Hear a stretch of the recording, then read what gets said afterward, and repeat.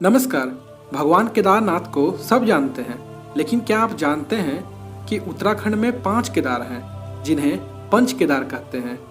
आज हम पंच केदार तथा इसके पीछे की कहानी के बारे में बात करेंगे। तो आइए शुरू करते हैं।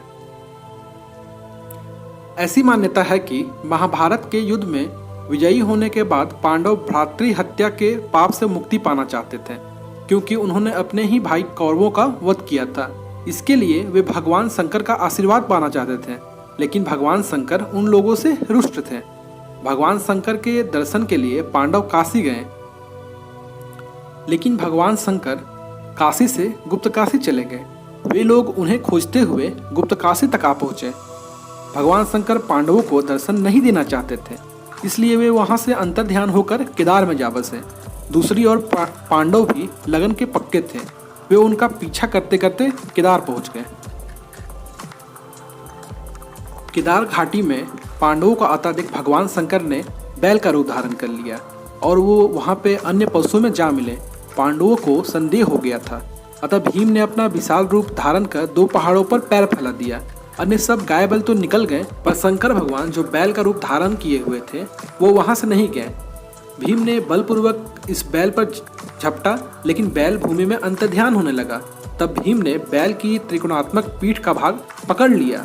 भगवान शंकर पांडवों की भक्ति दृढ़ संकल्प देखकर प्रसन्न हो गए। उन्होंने तत्काल दर्शन देकर पांडवों को पाप मुक्त कर दिया। उसी समय से भगवान शंकर बैल की पीठ की आकृति पिंड के रूप में श्री केदारनाथ में पूजे जाते हैं।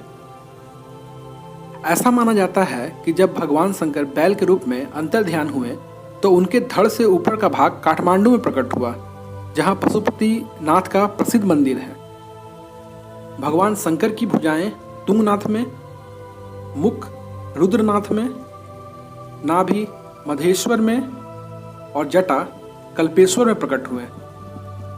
इसलिए इन 4 स्थानों सहित श्री केदारनाथ को पंच केदार कहा जाता है। यहाँ शिव जी के भव्य मंदिर बने हुए हैं।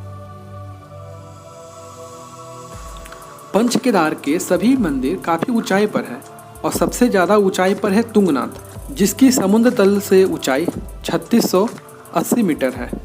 उसके बाद है केदारनाथ, जो कि 3583 मीटर के ऊंचाई पर है। फिर मधमेश्वर, जो कि 3490 मीटर ऊंचाई पर है।